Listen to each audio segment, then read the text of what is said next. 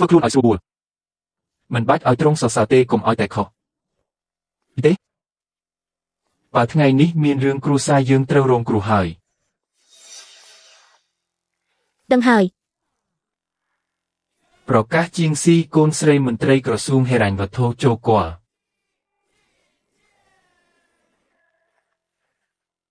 នេះជាកូនស្រីរបស់លោកម្ចាស់ជីនតាក្រៅពីរត់តាមប្រុសនាងចេះធ្វើអីទៀតហ៊ានទទួលរាជសារទៀតខ្ញុំថាក្រុមគ្រួសារជីនចប់ហើយទូបង្គំជាងស៊ីសូមក្រាបបង្គំទូព្រះអង្គក្រាបបង្គំទូព្រះអង្គក្រាបចុះអរព្រះគុណព្រះអង្គអរព្រះគុណព្រះអង្គថ្ងៃនេះជាថ្ងៃស្លាប់ឯងហ៊ានបោកប្រាស់ស្ដេចឯងត្រូវតែស្លាប់ក្រាបទូព្រះអង្គទូបង្គំមានរឿងទូលលោកម្ចាស់សិននិយាយចុះក្រាបទូព្រះអង្គរឿងជាងស៊ីទទួលរាជសារទូបង្គំដឹងខ្លះនាងមិនមែនដើម្បីព្រះអង្គទេគឺដោយសារតែប្រច័ណ្ឌទើបនាងរហ័សដណ្ដើមយកវាមុនលោកម្ចាស់ជូតទៅទៀតនេះជារឿងប្រច័ណ្ឌផ្ទាល់ខ្លួនពិតជាមិនគោរពដល់រាជសារនិងព្រះអង្គតតែសោះមានរឿងបែបនេះផងជាងស៊ីនិយាយមកតើមានរឿងអីខ្ញុំម្ចាស់ទទួលរាជសារព្រោះដឹងថាព្រះអង្គត្រូវការអ្នកមានសមត្ថភាពទើបចង់ជួយសម្រាលទុកកង្វល់ព្រះអង្គឯរឿងប្រច័ណ្ឌវិញគឺមិនពិតតតែសោះខ្ញុំម្ចាស់និងអ្នកប្រុសសិនបានផ្ដាច់ពាក្យហើយគេជាអ្នកក្រៅមិនដឹងចិត្តខ្ញុំទៅនាងថានឹងជួយសម្រាលទុកយើងគឺថានាងសំបីតែតែងកំណាព្យឲ្យក៏មិនចេះជួយយ៉ាងម៉េចសូមព្រះអង្គពិចារណាផងជាងស៊ីមានតែសម្រស់គ្មានចំណេះសំបីតែកំណាព្យឲ្យងាយក៏មិនចេះផងនាងចង់ជួយព្រះអង្គពិតជាគួរឲ្យអស់សំណើចណាស់ក្រាបបង្គំទូព្រះអង្គខ្ញុំម្ចាស់មិនពូកែតែហ៊ានទទួលការសាកល្បងសូមព្រះអង្គចេញសំណួរចុះទោះជាកំណាព្យឬវិធីគ្រប់គ្រងរដ្ឋក៏ខ្ញុំម្ចាស់អាចសាកល្បងបានបើឆ្លើយមិនរួចឬព្រះអង្គមិនពេញចិត្តព្រះអង្គអាចដាក់ទោសខ្ញុំម្ចាស់តាមការគួរល្អយើងសាកល្បងឯងជាងស៊ីយើងសួរឯងបើសម្លាប់សត្រូវអស់ហើយស្រាប់តែឃើញក្មេងអាយុ3ឆ្នាំម្នាក់ពួនក្នុងផ្ទះគ្មានកម្លាំងតដៃហើយក៏មិនដឹងរឿងឯងនឹងធ្វើម៉េចក្រាបទូលចម្លើយខ្ញុំម្ចាស់គឺក្មេងម្នាក់នោះដោះលែងគេទៅ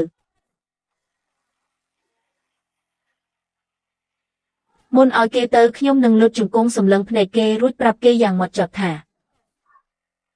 ឥឡូវចាំមុខខ្ញុំឲ្យច្បាស់លើកក្រោយជួបគ្នាខ្ញុំមិនលើកលែងឲ្យទេនេះគឺតែប៉ុណ្ណឹងដោះលែងសត្រូវហើយឲ្យចាំមុខទៀតគិតថាលេងល្ខោនមែនទេទុកឲ្យសត្រូវធំឡើងមកសងសឹកពិតជាល្ងងខ្លៅណាស់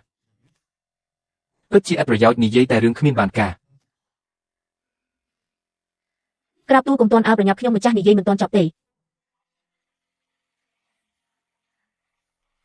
រួចខ្ញុំដើរទៅទ្វារស្រាប់តែងាកក្រោយស្រែកថាឥឡូវជួបគ្នាទៀតហើយរួចក៏លើកកាំបិតសម្រាប់គេភ្លាមហានេះជាចម្លើយស្អីទៅដោះលែងហើយសម្រាប់មិនឥតប្រយោជន៍ទេនាងនេះហ៊ានលេងសើចនឹងព្រះអង្គនាងជាងហេតុអ្វីឈោខឹងម្លេះគេទៅតែ3ខូបគ្មានកម្លាំងក្តីមិនដឹងរឿងអីទេសម្រាប់អស់មួយផ្ទះហើយសំបីក្មេងក៏មិនលែងស្រីពីស្ពូលពិតជាស្រីពីស្ពូលមែនសំបីក្មេង3ខូបក៏ធ្វើបាបការតាឯងជាមនុស្សទេព្រះអង្គសូមលើកលែងទោសផងកូនស្រីទូបង្គំនៅក្មេងខ្ចីនិយាយផ្ដេសផ្ដាស់ឆ្កំឆ្គងនឹងព្រះអង្គហើយសូមព្រះអង្គដាក់ទោសទូបង្គំសូមទទួលទោសជំនួសកូនស្រីក្រាបទូលព្រះអង្គនាងជាចិត្តសាហាវយងក្នុងគ្មានចិត្តមេត្តាតតែសោះ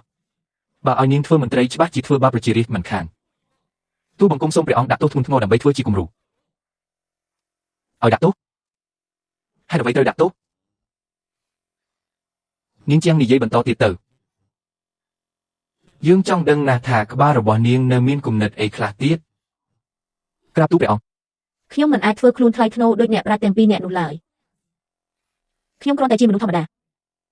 ខ្ញុំគ្រាន់តែដឹងថាបើលែងក្មេងនោះថ្ងៃនេះទៅថ្ងៃមុខខ្ញុំច្បាស់ជាគេងមិនលក់រាល់យប់ឡើយ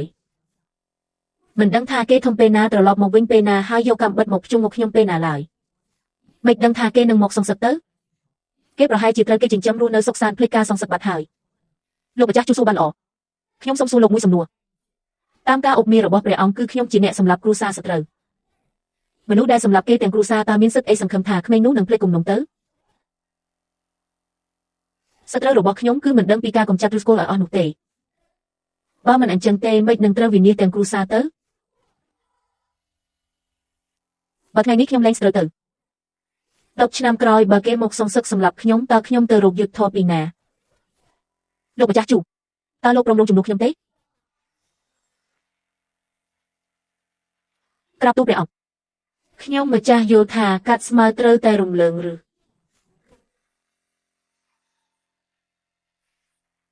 បើជួបបែបនេះមែនខ្ញុំនឹងបោះប្រាក់ខ្លះឲ្យក្មេងនោះរួចញឹមនិយាយថាទៅចុះរស់នៅឲ្យល្អណារួចដើរចេញយ៉ាងស្រស់ស្រាយហើយលួចតាមដានស៊ើបរកដានរកកន្លែងស្នាក់នៅគេពឹងអ្នកណារៀនជាមួយអ្នកណានិងនរណានៅពីក្រោយ